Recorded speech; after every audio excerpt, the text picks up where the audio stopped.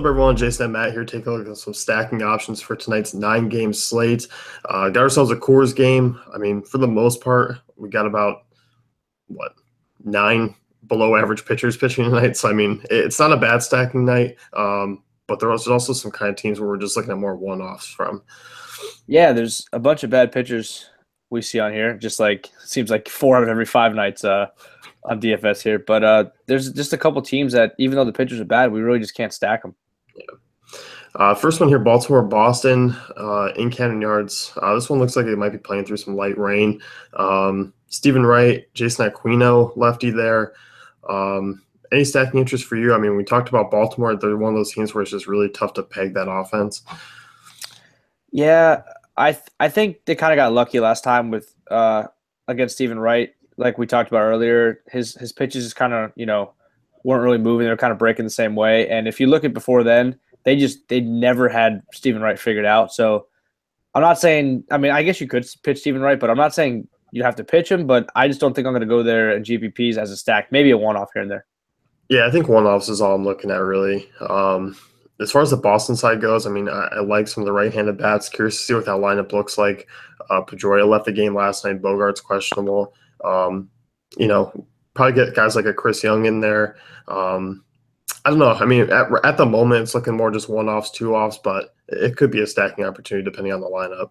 Yeah, that's how it is for me. I mean, Chris Young hopefully gets in there. He matches lefties.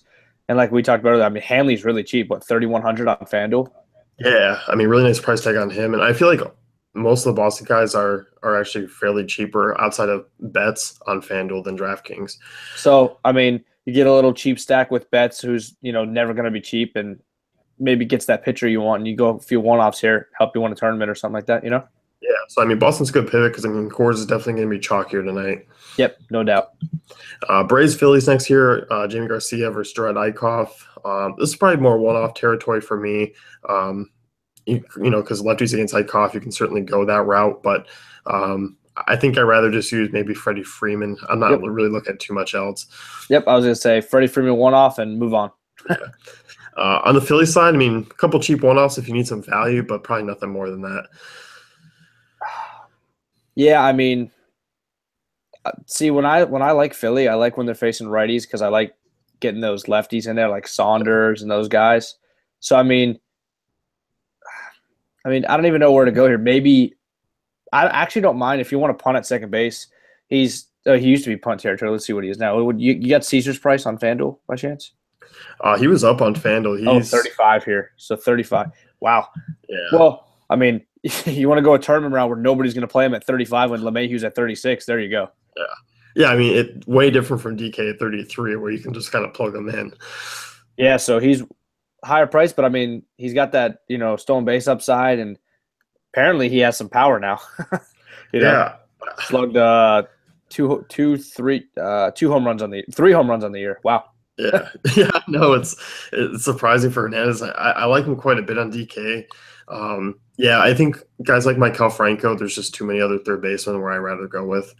Yeah. No, yeah, exactly. So it's probably more of a maybe a one-off, but I might just stay away completely. Yeah.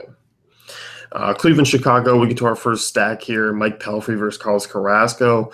Pelfrey definitely one of the weaker arms on the slate and against both sides of the plate. I mean, this is one of those ones where it's like, pick your poison 1 through 7. These are all options that you can use. Yeah. And FanDuel always kills me with, not me being able to play Encarnacion and Santana. So you pick one of them. If I'm going to stack them, I'll probably go Santana, but man, he's 4K on FanDuel. Crazy. But then, you can go I'd probably go Lindor and Brantley, and then you can do whatever with the other one. You can go Kipnis, you can go Ramirez, you can go Chisenhall. I mean, just stack them up against Pelfrey. Yeah, I mean, in that ballpark, I'm with you. I mean, the Santana difference from Encarnacion, it might be just more, can that get me someone else? Can that $400 get me, move up from, I don't know, a Yasiel Puig to a Christian Yelich or something like that. Right, and if you just look at some of these BVPs, it really shouldn't scare you off like we talked to earlier. I mean, Kipnis is 2 for 19, which sounds, bad, but I like looking for strikeouts, and he's only struck out 3 times. Encarnacion 2 for 15, 1 strikeout. Brantley 4 for 19, no strikeouts. So I mean, they're gonna put the ball in play, and if they can find a hole, I mean, they can just rack up the runs here. Yeah, and I think one thing to note, the slight difference in pricing, way better on DraftKings as far as the pricing goes. I mean, no one's over 4,500, which is surprising. Yeah, I'm having a tough time trying to stack them on FanDuel. I mean, they just taking up all my salary because we got a couple one-off guys that we really like, and if I plug them in there, I might have to see if I can contact FanDuel and not have a pitcher for the night. The way the price is going, so. That's the one thing, and on the White Sox side, no thanks against Carrasco. No, they're pathetic. The team, they really are. Kluber hasn't even been pitching well this year, and he just absolutely dominated them last night. So, I mean, I can go right back to the well with Carrasco. Yeah. Cardinals Brewers, Chase Anderson versus Lance Lynn. I think this is more one-off, two-off territory for me as far as both teams go. You might be able to make a case for a Brewer stack just because a couple of those lefties like Thames, Shaw, Villar striking out at an insane rate. But I mean, the front four, I guess, is stackable, but probably not my favorite stack. Yeah. I mean, I'm not gonna take Thames. We've gone over this. I'm just gonna let people just keep, playing him. And I mean, he's not a bad play, but if 30% of people are going to play him in tournaments, it's just an easy fade for me, You look at last time he faded Thames. Yeah, he was, I think, 32% in most of my GPPs, and 0 for 4 tonight. I mean, certainly possible. It's not like Lance Lynn's a bad right-hander.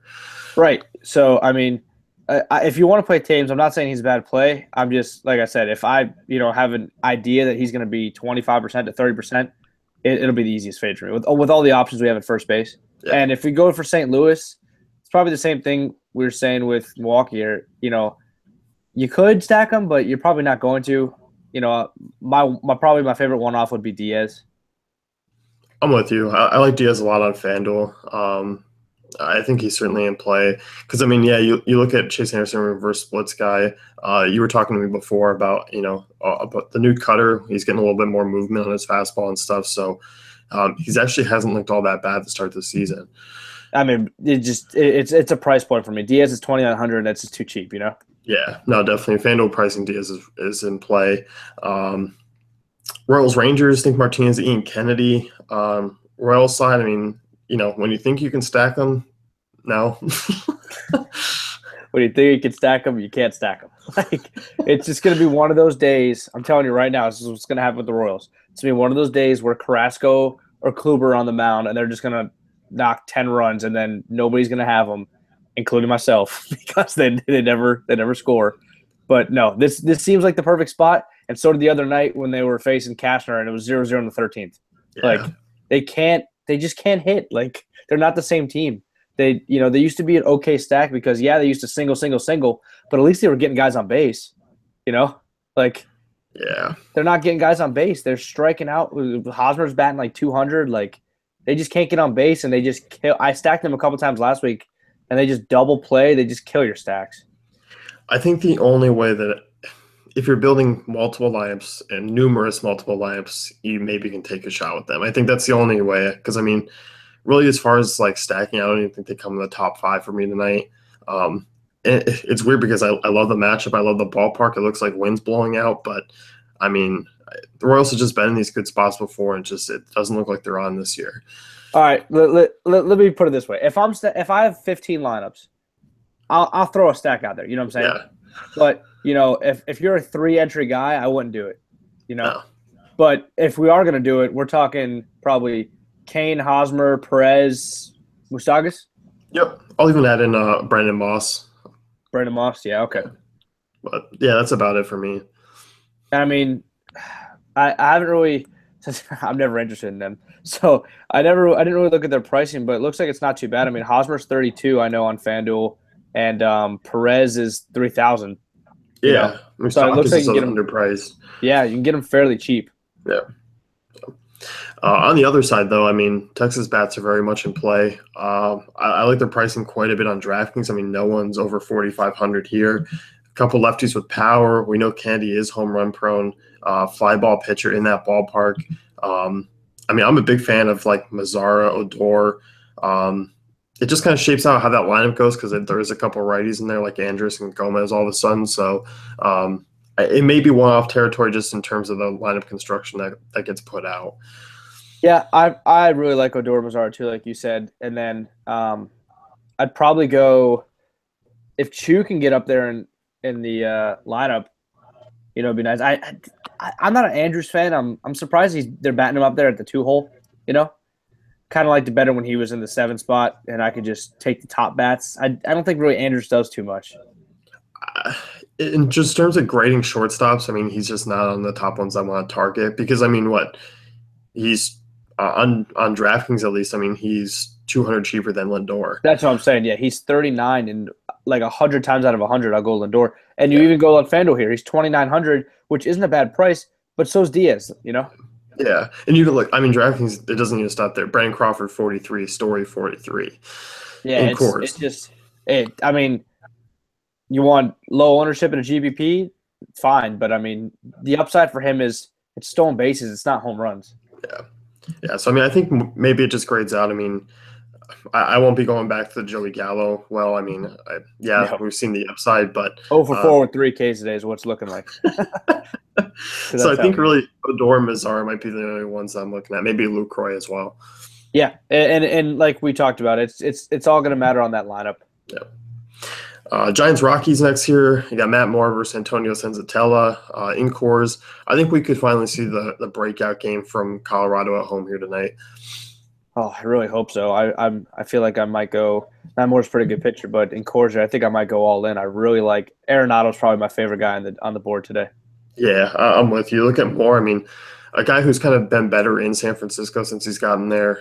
Still 1.18 home runs per 9 to righties, low ground ball rate. I mean, Arenado, Reynolds, Story, DJ LeMahieu, if you want to go that route. I mean, the righties are really all in play here. You know who I wish was healthy? Ian Desmond. He'd be great here. Oh, man. Close. I think he's getting close. I know. I'm excited. So, yeah, I mean, I know you're on board. You said you're all in. Yeah, I mean, for Arenado, I'm talking every stack I make, try to get him in there as a one-off. I mean, he's 6 for 11 against Matt Moore. He hasn't K'd. He's got 3 doubles and a homer. Like he's got him. Yeah, lock him up. This guy, I mean, he's been one of the few Rockies hitters actually been rolling consistently of late too.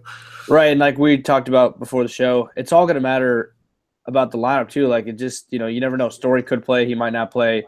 They could have Gonzalez up there in the 3-hole, which, he shouldn't be up there, especially against a lefty. He should be in like the 6-hole.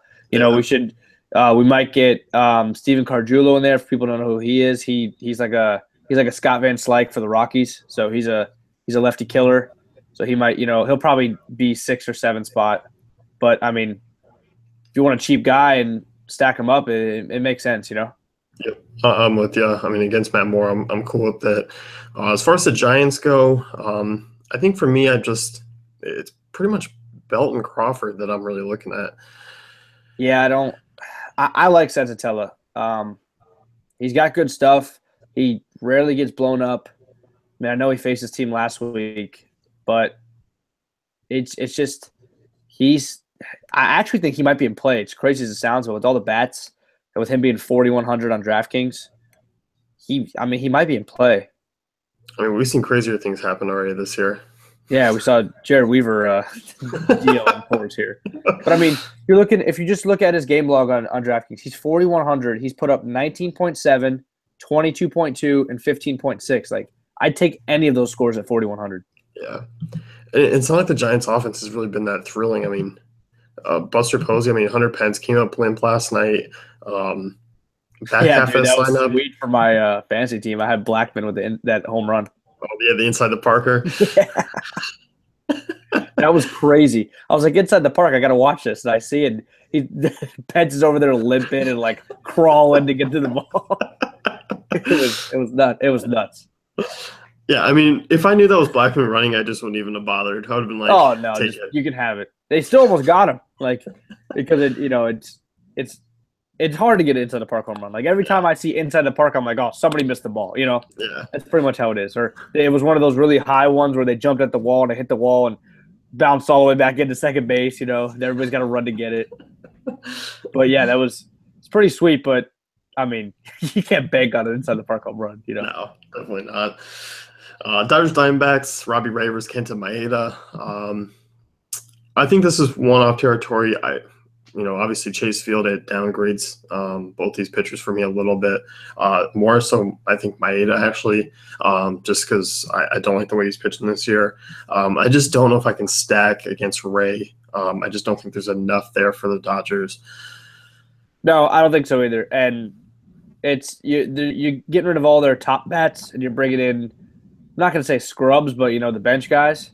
I mean, they can hit lefties, but when people like, just for a power sake, when people like Jock and Agon, and you might even see Barnes play today instead of Grandal, when those guys are out of the lineup, like, doesn't I want to lock and load, Yeah, I mean, you're getting guys, yeah, I mean, as you said, Kike Hernandez, for some reason, though, he's that pesky guy against lefties. But outside of that, I mean, I'm with you. Turner takes a little bit of a knock against lefties. Seager does as well. Puig kind of looks like he's slumping back down to what we saw last year. Yeah, and then you just kind of get Brett Eibner, Chris Taylor, you get the pitcher spot. Scott Van Slyke's a boomer bust guy. I mean, the strikeout upside really is here for Ray. Yeah, and those guys kind of scared me because it could be like sixth inning, and if Ray only pitches decent, he comes out, and then those guys get pinch hit for. Yeah. So it kind of their best lefty hitter is hurt right now. It's Franco Gutierrez. Yeah. So I think I like Ray tonight. It really will still depend on that Dodger lineup, but I'm not going to stack the Dodgers. Yeah.